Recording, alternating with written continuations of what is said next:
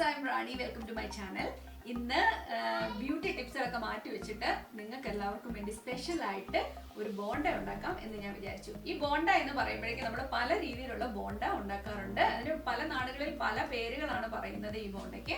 പക്ഷേ ഇത് നമ്മൾ പഴം വെച്ചിട്ടാണ് ഉണ്ടാക്കാൻ പോകുന്നത്. അത് മാത്രമല്ല, സാധാരണ നമ്മൾ വീറ്റ് ഫ്ലോർ, ഗോതമ്പ് പൊടി, അതിൽ നമ്മൾ ബേക്കിംഗ് സോഡയൊക്കെ ചേർത്ത് ശർക്കരയൊക്കെ പാനിയാക്കി ഒഴിച്ച് അങ്ങനെ കുറെ പ്രോസസ്സ് ചെയ്താണ് നമ്മൾ ഉണ്ടാക്കുന്നത്. അത് മാത്രമല്ല, ഇത് 2 to 3 hours ഒക്കെ നമ്മൾ വെയിറ്റ് ചെയ്തത് പൊങ്ങാൻ വേണ്ടിയൊക്കെ വെയിറ്റ് ചെയ്യാൻ വെച്ചതിന് ശേഷമാണ് നമ്മളിത് ഉണ്ടാക്കുന്നത്. പക്ഷേങ്കിൽ നമ്മളിന്ന് അതിൽ നിന്നെല്ലാം വ്യത്യസ്തമായിട്ട് പെട്ടെന്ന് ഉണ്ടാക്കാൻ വേണ്ടി, ഇപ്പോൾ ഒരു ഫ്രണ്ട്സ് ഒക്കെ പെട്ടെന്ന് കയറി വന്നു, എനിക്കൊന്നും കൊടുക്കാനില്ല എന്നൊക്കെ തോന്നി നിൽക്കുന്ന അവസരത്തിൽ പെട്ടെന്ന് ഒരു വെയിറ്റിംഗും ഇല്ലാതെ ഒരു 10 minutes ഉണ്ടാക്കാൻ പറ്റുന്ന ഒരു ബോണ്ട. ഇത് ഞാൻ എപ്പോഴും തന്നെ ഇവിടെ ചെയ്യുന്നതാണ്. ഇത് കാണുന്ന എൻ്റെ ഫ്രണ്ട്സിന് അറിയാൻ പറ്റും. അവരോട് വരുമ്പോൾ ഞാൻ ഉണ്ടാക്കി കൊടുക്കാറുണ്ട്. അവർക്ക് വളരെ ഇഷ്ടമുള്ള കാര്യമാണ്. അവരും ട്രൈ ചെയ്തിട്ടുണ്ട്. അതുകൊണ്ട് ഞാൻ ഓർത്ത് നിങ്ങൾക്ക് അത് പറഞ്ഞു തരാമെന്ന്. ഇത് നിങ്ങൾക്ക് വർക്കൗട്ട് ആവുമെന്ന് ഞാൻ കരുതുന്നു. അപ്പോൾ നമുക്ക് ഇതെങ്ങനെയാണ് ഉണ്ടാക്കുന്നതെന്ന് നമുക്ക് നോക്കാം. നമുക്ക് വേണ്ടത് ബനാന. ഞാൻ കുറച്ച് എമൗണ്ടാണ് ഉണ്ടാക്കുന്നത്, അതുകൊണ്ട് തന്നെ 2 ബനാന എടുത്തിട്ടുണ്ട്. Sugar, just white sugar.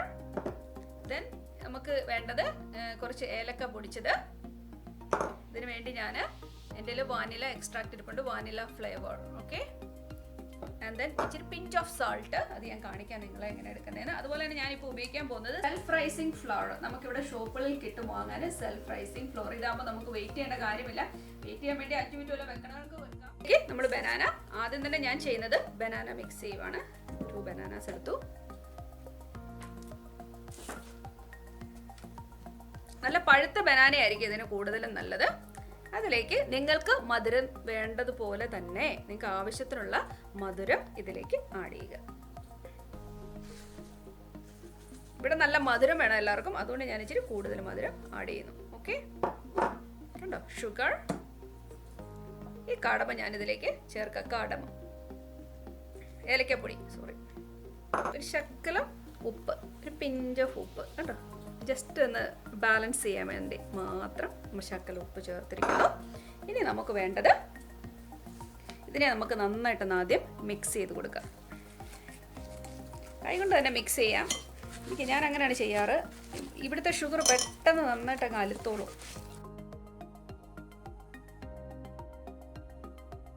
അപ്പം ഇത് കണ്ടല്ലോ, നമ്മൾ ഇതിലേക്ക് കുറച്ച് വാനില എക്സ്ട്രാക്ട് ആഡ് ചെയ്യുന്നു. നന്നായിട്ട് മിക്സ് ചെയ്തിട്ടുണ്ട്. ഇതിനകത്ത് കുറച്ച് കട്ട പോലെ കിടക്കും. അതിനെപ്പറ്റി ഓർത്ത് നിങ്ങൾ വിഷമിക്കുക വേണ്ട. ഇത് നന്നായിട്ട് തന്നെ വരും കേട്ടോ. ഞാൻ ഒരുപാട് പ്രാവശ്യം ഇത് ബോണ്ട ഇവിടെ ഉണ്ടാക്കുന്നതാണ്, ഇവിടെ സ്ഥിരം ഉണ്ടാക്കുന്നതാണ് പറയാം. ഇനി നിങ്ങൾക്ക് ചേർക്കേണ്ട പൊടി, ചിലർക്ക് പഴത്തിന്റെ ടേസ്റ്റ് വളരെ ഇഷ്ടമായിരിക്കും. ഞങ്ങൾക്ക് ഇവിടെ അങ്ങനെയാണ് ഇഷ്ടം. ഞങ്ങൾ കൂടുതൽ പഴം ചേർക്കാറുണ്ട്. അപ്പം ഇതിന്റെ കൺസിസ്റ്റൻസിയാണ് ഞാൻ കാണിക്കാൻ പോകുന്നത്, എങ്ങനെയാണ് ഞാനിത് ഉണ്ടാക്കുന്നതെന്ന്.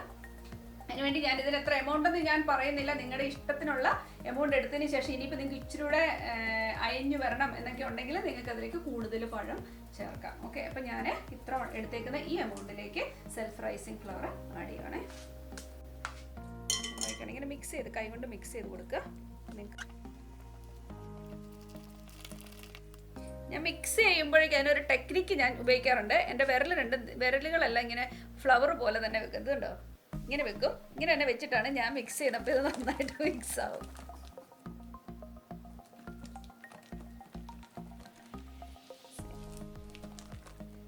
ഇത് കേട്ടോ, ഇത് കൂടുതൽ ലൂസാണ്, അതുകൊണ്ട് ഞാൻ അതിലേക്ക് കുറച്ചും കൂടെ പൊടി ആഡ് ചെയ്യുന്നു.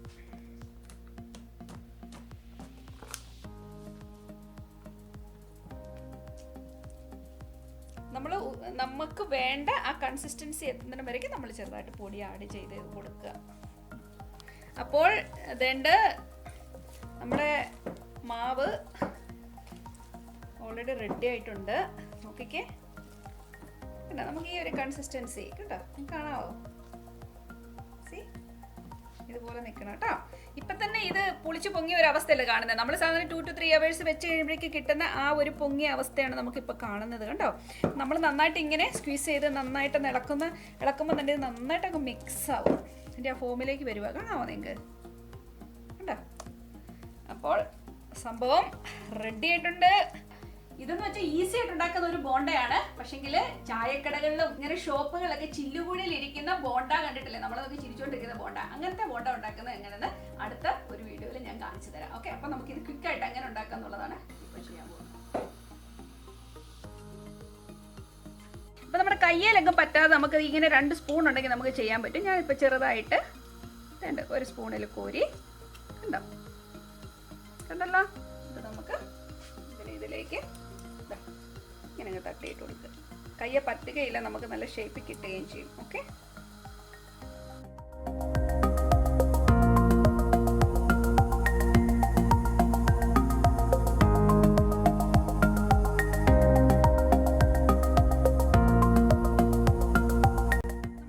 നന്നായിട്ട് താത്ത് വെച്ചിട്ട് തന്നെ ചെയ്യുക, അല്ലെങ്കിൽ ഇത് ചിലപ്പോൾ കരിഞ്ഞു പോകും. ഇത് പെട്ടെന്ന് ആവുമല്ലോ.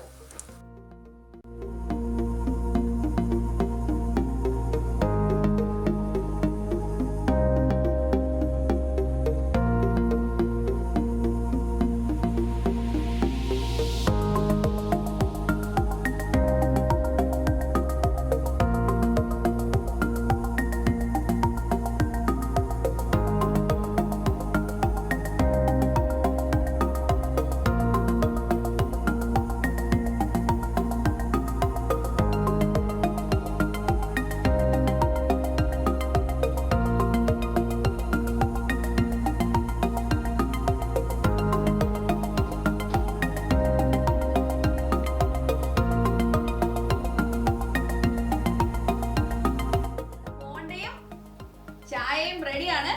ആര് വന്നാലും ഇപ്പൊ വന്നാ റെഡി സാധനം. ഇച്ചിരി കഴിഞ്ഞ് വന്നാൽ കിട്ടത്തില്ല കേട്ടോ. ഇത് നല്ല കോമ്പിനേഷൻ അല്ലേ. അപ്പൊ നമുക്ക് നല്ല സോഫ്റ്റ് ബോണ്ടയാണ്. ഞാൻ കാണിച്ചു തരാം ഈ ബോണ്ട എത്ര മാത്രം നന്നായിട്ട് വന്നു എന്ന്. അപ്പൊ ഈ ബോണ്ട നമ്മൾ പൊട്ടിച്ചു കഴിയുമ്പോൾ എത്ര സോഫ്റ്റ് ആയിട്ട് വന്നു നമുക്ക് നോക്കാം.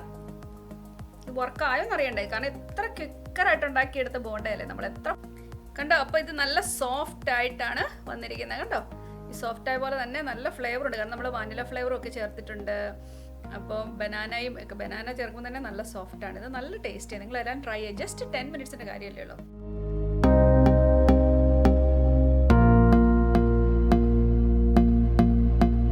വീട്ടിൽ ഇത് ട്രൈ ചെയ്യണം. ഇഷ്ടപ്പെട്ടാൽ തീർച്ചയായിട്ടും ലൈക്ക് ചെയ്യുക, ഷെയർ ചെയ്യുക. ഓക്കെ, അപ്പോൾ താങ്ക് യു. അപ്പോൾ നമുക്ക് അടുത്ത എപ്പിസോഡിൽ കാണുമ്പോഴേക്കും ബൈ ബൈ.